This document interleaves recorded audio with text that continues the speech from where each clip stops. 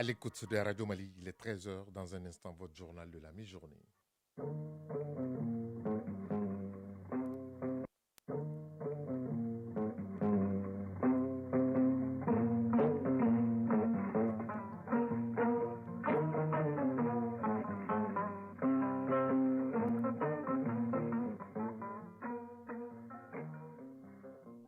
Le journal Ousmane Daou.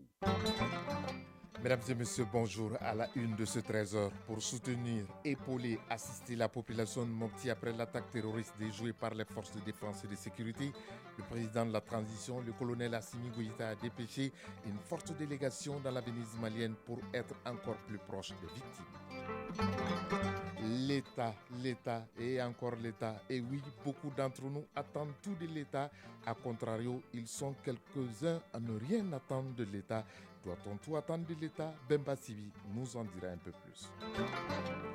Dans son viseur de ce lundi, Brahma Traoré nous parlera de l'après-Ramadan. Que doit-on faire et qu'est-ce qu'on ne doit pas faire après un mois de jeûne? La réponse dans notre dossier de lundi. Hors du Mali, au Burkina Faso, les terroristes ont encore frappé en se déguisant avec les tenues de l'armée du Faso, bilan plus de 60 morts. Au Soudan, malgré l'intensification des combats, les évacuations ont commencé pour beaucoup de pays. Comment s'organisent ces évacuations? Soumaïla Berté nous en parlera.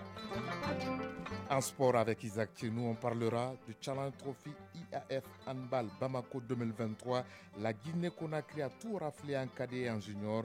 Et puis en football, place aujourd'hui au démarrage des quarts de finale de la Coupe du Mali avec un alléchant Djoliba AS Bakaridan de Baraouli. Ce sera au stade Mamadou Diarra H de Koulikoro. Voilà pour le sommaire. Dans un instant, les détails. Lundi 24 avril 2023, mesdames et messieurs, bonjour et merci d'avoir choisi Radio Mali pour vous informer. Une forte délégation interministérielle et du Conseil national de transition ainsi que la hiérarchie militaire s'est rendue à Mopti après l'attaque terroriste déjouée par les forces de défense et de sécurité. Objectif, apporter le message de soutien et de compassion des autorités de la transition aux victimes de l'attaque. Pour plus de détails, je vous propose d'écouter le général de brigade Daoud Ali Mohamedine, ministre de la Sécurité et de la Protection civile, chef de mission. Il est interrogé par Oumar Maïga. Sur instruction du colonel Assimi Goïta, président de la transition, chef de l'État, présenter les condoléances de toute la nation, du président de la transition lui-même, du gouvernement, du Conseil national de la transition aux victimes de cette attaque barbare. Tous les blessés qui sont rentrés à l'hôpital sont tous vivants. Il n'y a pas eu de décès constaté. Cela dénote du professionnalisme de l'équipe médicale et ensuite leur esprit patriotique et leur esprit d'engagement. Saluer également la population pour leur accompagnement. Saluer la coordination des humanitaires pour l'assistance à ces différentes victimes. Je tiens aussi, au nom du président de la transition, chef suprême des armées, à remercier et féliciter toutes les forces de défense et de sécurité qui ont de façon professionnelle, de façon patriotique, repoussé cette attaque. Ces forces du mal étaient venues pour faire beaucoup plus de dégâts. Mais malheureusement, ils ne savaient pas qu'il y avait d'autres forces en face qui étaient encore plus déterminées qu'elles. Nous devons saluer nos forces de défense et de sécurité au nom du chef suprême des armées et au nom de toute la hiérarchie militaire et leur dire que ces différentes attaques ne vont jamais nous faire baisser le bras. Au contraire, ils sont en train davantage de nous pousser à la plus grande détermination. Aujourd'hui, notre devoir, c'est la défense opérationnelle du territoire, la protection des personnes et de leurs biens. Aujourd'hui, nous sommes requinqués dans cette position. Aucune action ne va nous démoraliser, aucune action ne va nous pousser à baisser le bras. Aujourd'hui, les forces de défense et de sécurité sont plus que jamais déterminées.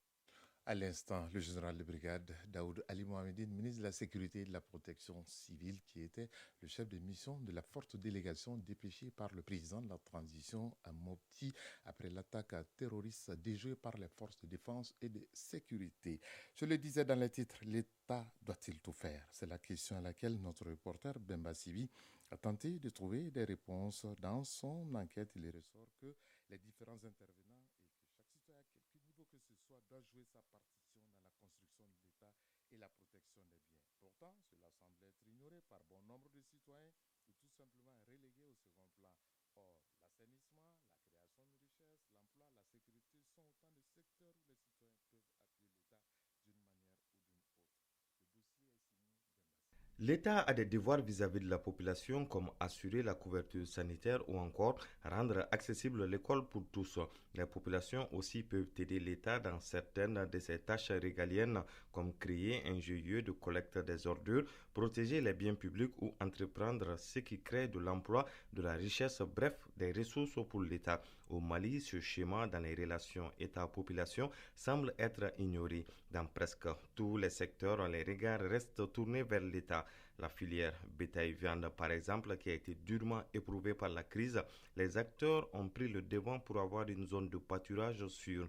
Aboubakar Ba, président de la filière bétail-viande du Mali. Nous avons signé avec l'Office du Niger un accord pour avoir un espace de 75 000 hectares sur lequel on va faire les aménagements. On va faire les pistes qui vont ramener tous les animaux de partout sur cette zone-là. Malgré cela, il reste convaincu que certains aspects de l'élevage, comme le volet institutionnel, relèvent exclusivement du domaine de l'État, encore et toujours. Pourtant, il n'y a pas d'État sans population qui est la sève même de l'État. La population doit apporter sa contribution à la gestion et au développement du bien commun. En tout cas, c'est la conviction de Mme Konaté Korotoum Tunkara, directrice d'une école privée. En temps normal, l'État ne doit pas tout faire parce que l'État même, c'est la population. C'est la population qui doit aider l'État pour subvenir aux besoins de toute la population et régler les problèmes. Les gens ne sont pas dans cette dynamique parce que quand tu sors dans la rue, tu vois, il y a des déchets partout, même les caniveaux sont sales. Une mentalité attentiste qui aggrave la problématique de l'assainissement, car tant que le producteur de déchets ne se considère pas comme le début du processus d'assainissement, la spirale reste sans fin. Nyarga Dambélé, chef de division assainissement à la Direction nationale de l'assainissement. Le schéma de gestion est donné avec des maillons précis.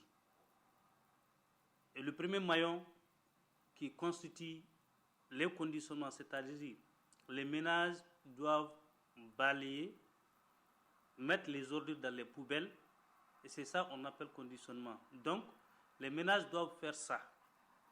Et aussi, les ménages doivent faire la précollecte.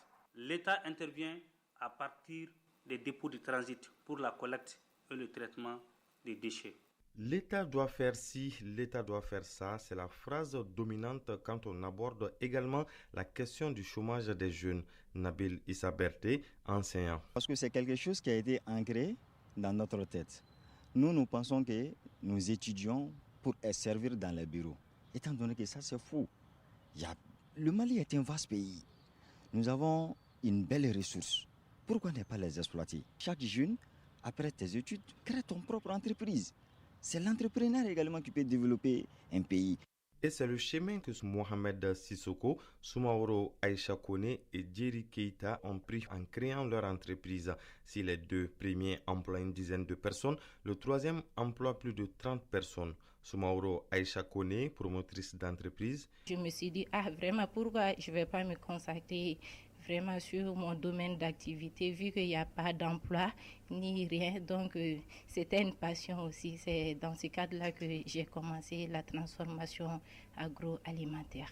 Djeri Keita, promoteur d'entreprise. De 2011 jusqu'à 2016, moi, je suis à Malipoussin comme stagiaire. Avant d'avoir l'emploi, mais en ce moment, j'avais l'idée de création d'entreprise. Donc, en 2017, on a eu une formation de SOS. Après cette formation, vraiment, ça m'a beaucoup permis d'avancer l'idée entrepreneuriale. J'ai décidé de créer ma propre société qui s'appelle Avidor Malissar. Mohamed Sissoko, promoteur d'entreprise. Le conseil que je donne aux jeunes est d'aller vers la création d'entreprises. L'idéal est de le faire dans un domaine qui vous passionne. Dans mon cas, c'est la menuiserie métallique. Aujourd'hui, Dieu merci, je m'en sors très bien. Des exemples qui illustrent à suffisance que tout ne doit pas venir de l'État. Chacun, à son niveau, doit œuvrer pour apporter sa pierre à la construction du pays, quel que soit le secteur d'activité. Côté hors du Mali, au Burkina Faso, une soixantaine de personnes ont été tuées par des hommes en tenue de l'armée nationale dans le village de Karma, situé dans la province du Yatenga, a annoncé le procureur de Waïgouya, Lamine Kaboré. Dans ce même communiqué, il dit avoir été informé par la gendarmerie de Waïgouya et a décidé d'ouvrir une enquête. Au Soudan, alors que les affrontements entre l'armée et les paramilitaires des forces de soutien rapide FSR se poursuivent, plusieurs pays évacuent depuis samedi leurs ressortissants. C'est le cas par exemple de la Turquie, de l'Allemagne, de l'Espagne ou encore la France qui est parvenue ce dimanche à faire sortir du Soudan vers Djibouti une centaine de personnes. Au regard de leur complexité, les opérations d'évacuation d'étrangers pourraient durer jusqu'à mardi. C'est ce que nous signale Soumela Berté dans ce dossier. Les opérations d'évacuation des ressortissants étrangers ont effectivement débuté ce samedi au Soudan où plusieurs pays sont cités. L'Allemagne, la Turquie, la France, l'Espagne, le Canada ou encore l'Arabie Saoudite poursuivent leurs évacuations, notamment vers Djibouti. L'Allemagne a évacué ce dimanche 101 personnes vers la Jordanie à bord d'un avion militaire. Pendant ce temps, le gouvernement espagnol a annoncé l'évacuation d'une centaine de personnes du Soudan via Djibouti. Un premier groupe de 140 citoyens turcs a été évacué par la route alors que le président Erdogan propose une médiation. L'Arabie Saoudite a pu sortir 91 de ses ressortissants et 66 autres personnes, dont des citoyens du Koweït, du Qatar ou encore du Burkina Faso, à bord de bateaux vers la ville portière de Djeddah. La France aussi avec une centaine de personnes évacuées, dont des ressortissants français et d'autres nationalités, à bord d'un vol spécial. Le Canada a évacué certains de ses ressortissants, mais la communauté soudanaise au Canada est inquiète suite à la suspension des services diplomatiques dans les pays. De leur côté, les États-Unis, le Royaume-Uni évacuent leurs ambassades et autres personnels diplomatiques. Ces opérations d'évacuation d'étrangers sont complexes, voire périlleuses, car au même moment, les affrontements entre l'armée et les paramilitaires se sont poursuivis ce dimanche au Soudan.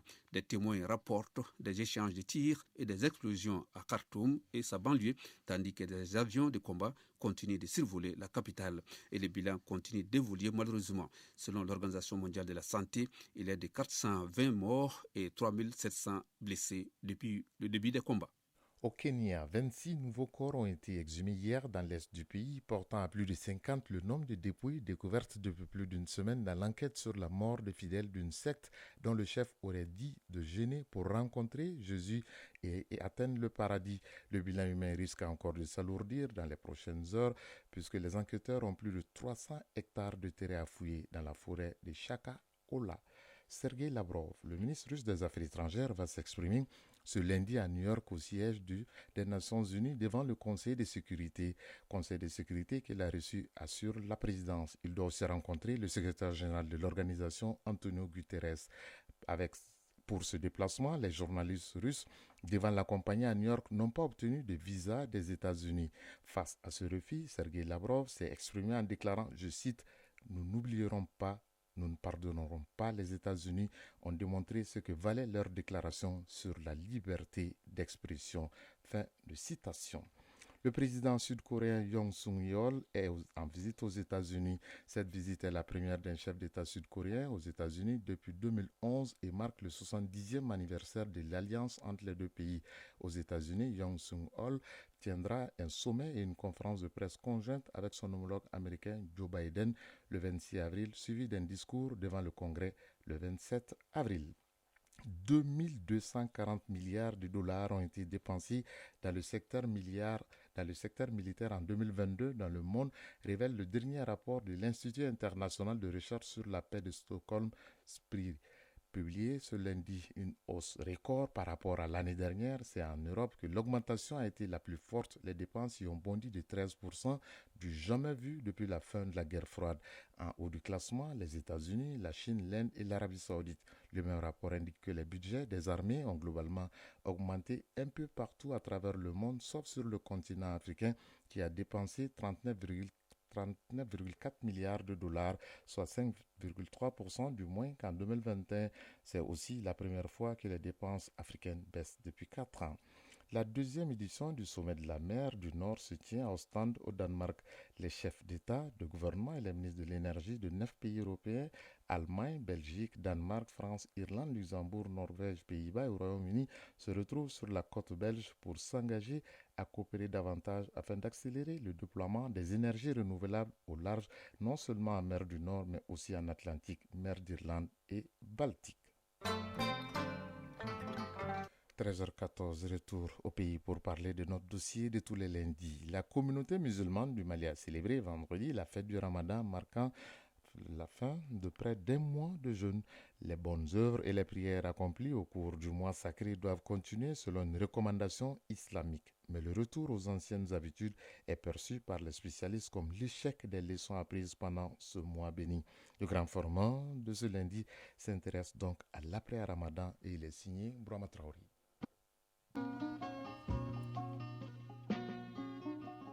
Le Ramadan 2023, Mohamed Sanogo l'a passé sans grande difficulté. Seulement, il a perdu quelques kilogrammes, comme tout bon jeûneur. Un mois d'abstinence et d'adoration qu'il qualifie d'une école pour lui. Laissez les choses que vous aimez pendant un mois, vous aurez beaucoup d'impact sur les 11 mois à venir. Parce que quelles que soient les difficultés que vous allez rencontrer dans les jours à venir, ça pourra vous consolider moralement et physiquement. Le Ramadan était également une école pour Alimata Traoré. L'observance du mois lui a donc permis d'apprendre beaucoup sur la crainte d'Allah et le comportement d'un bon musulman. Ça a eu beaucoup d'impact sur mon foi et ça m'a permis d'abandonner beaucoup de mauvais comportements. Vu que j'ai pris beaucoup, j'ai fait des sacrifices, beaucoup d'autres choses. La page du mois de Ramadan 2023 s'est donc définitivement refermée. Un mois qui a été marqué par des prières, invocations et actions de bienfaisance.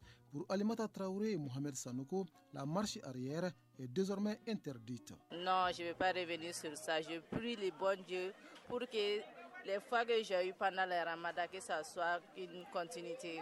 Non, jamais. Je ne prie même pas pour ça. Mais j'aimerais vraiment donner conseil aux autres pour qu'ils puissent se dire que un mois là, ce n'est pas pour seulement gêner, c'est pour changer de comportement et revenir vers son Dieu. Un mois exceptionnel au cours duquel les démunis étaient devenus aussi les cibles privilégiées des nantis. Une belle image de solidarité qu'il convient de préserver et de consolider après le Ramadan. Aboubakar Sidiki Sissé est professeur d'arabe. Pendant le Ramadan, le musulman s'est apaisanti sur la prière à la mosquée, sur le jeûne, sur l'entraide, sur la charité envers les nécessités, sur beaucoup d'autres bienfaisances. Donc, après le Ramadan, il doit continuer sur cette lancée, il ne doit jamais renoncer à ça. Nous devons continuer à aller régulièrement faire les prières obligatoires dans les mosquées. C'est ce qui est recommandé et ce qui est la bonne réponse, la bonne remarque sur le comportement du musulman. Les fidèles musulmans se doivent de cultiver les valeurs telles la constance et l'assiduité dans les actions, des valeurs clés sans lesquelles l'atteinte de la piété recherchée devient très difficile selon Al-Hassan Ba, islamologue. Le comportement du bon musulman après le Ramadan doit être celui d'un bon élève qui sort justement de son école avec un diplôme très heureux, très confiant de lui-même, de sa note. Le Ramadan, considérant que le Ramadan constitue une école, c'est une école qui nous enseigne plusieurs modules, module jeûne, module prière de la nuit, module sadaqa, c'est-à-dire l'aumône, et également module patience. Les bonnes actions réalisées et la bonne attitude adoptée pendant le mois sacré doivent donc continuer. Mais le retour aux anciennes habitudes contraires à l'islam est perçu comme un mauvais signe. Si vous observez qu'après Ramadan, aussitôt vous êtes retourné à des choses qui ne plaisent pas à Allah subhanahu wa ta'ala, que Dieu nous en préserve, ça veut dire automatiquement que les leçons du Ramadan n'ont pas été comprises et que également les efforts fournis pendant le mois du Ramadan ne sont pas en réalité exaucés et acceptés par Allah subhanahu wa ta'ala. C'est très dangereux. Une évidence également pour Aboubakar Sidiki Sissé. Pour ce professeur d'arabe, ce n'est pas la parole qui fait le croyant, mais plutôt l'acte. C'est comme après le Hajj. Après le Hajj, le pèlerin au retour à la maison doit continuer à faire les choses qu'il a accomplies à la Mecque qui sont des œuvres de demande de pardon à Dieu et de droiture. Mais si chaque fois après le Hajj, on constate que le musulman déraille, c'est-à-dire que va de l'autre côté, à gauche, donc ça veut dire que malheureusement, ça n'a pas été comme souhaité. C'est dire que l'enthousiasme et l'ardeur du musulman doivent rester intacts et au seul service de son créateur. Tout autre comportement pourrait être lourd de conséquences.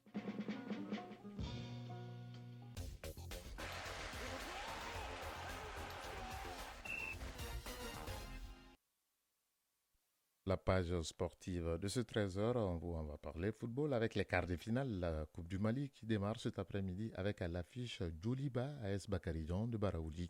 En handball, le Challenge Trophy IAH Zone 2 a pris fin hier au Palais des Sports. Salamatou Maïga, la Guinée-Conakry a remporté les trophées en cadet et junior. Le résumé de l'actualité sportive est signé Isaac Chenou. Handball, les rideaux du Challenge Trophy IHF Zone 2 cadet et junior filles sont tombés ce dimanche au Palais des Sports Salamatou Maïga. La Guinée-Conakry en cadet et junior ont porté les trophées aux dépens du Sénégal. Les cadets guinéennes ont montré la voie du succès en battant leur homologue du Sénégal 23-21. Tandis que chez les juniors, les Guinéennes ont largement dominé les Sénégalaises 40-19. Le Maroc termine troisième chez les juniors et Cap-Vert finit sur le podium chez les cadettes. À ce qui concerne les récompenses individuelles, le titre de meilleure joueuse est revenu à la Marocaine Hanoun Inès Dida. Chez les cadettes, la Sénégalaise Awa Sissé est meilleure gardienne du tournoi, tandis que la meilleure marqueuse est Hawa Silla de la Guinée-Conakry. Du côté des juniors, Guénar Sissé du Sénégal est la meilleure gardienne. La Guinéenne Kayatou Sanko se classe meilleure marqueuse et la Capverdienne Gonçalves Artemisa remporte le prix de meilleure joueuse. Le Mali s'est classé respectivement 5e dans la catégorie des juniors et 7e dans la catégorie des cadets. Au-delà de l'aspect sportif, cette compétition a été une grande réussite pour le Mali, nous dit le lieutenant-colonel Mamadou Chérif Tougara, président de la Fédération malienne de handball. On espérait au moins une médaille. On ne l'a pas eu. C'est pas grave. On savait les niveaux de notre équipe. L'équipe était en construction. Nous allons donner d'autres missions aux entraîneurs, aussi aux directeurs techniques, afin qu'ils puissent mettre en place un bon programme de jeunes pour que justement on puisse relever les niveaux du handball. On a un projet de jeunes déjà que l'IHF a demandé d'envoyer, qu'on va envoyer cette semaine même. Et on espère qu'on aura un financement. Et puis la direction technique va s'y atteler pour qu'on ait un bon niveau de handball bientôt. Pour ce qui est du football, la Coupe du Mali démarre ce lundi les quarts de finale. Le Djoliba et l'AS Bagradjan ouvrent le bal au Sardiarage de Koulikoro. Les rencontres comptant pour les quarts de finale de Dame Coupe du Mali se poursuivent mardi 25 avril et jusqu'au jeudi 4 mai 2023. 13h22 à Dramani Région Kai, c'est la fin de ce journal qui vous a été présenté par Ousmane Daou. Mise en onde Bintou Traoré, mise en ligne Sekou Traoré, réalisation Dossier Babadjara. Prochain rendez-vous avec l'actualité, c'est à 19h30. Si vous êtes à table, bon appétit. Si vous avez fini de manger, bonne digestion. Chacun de nous ne peut être une étoile, mais tâchons de briller pour éclairer là où nous sommes. Tout le plaisir a été pour nous de vous servir. Bonne semaine à toutes et à tous et à très bientôt.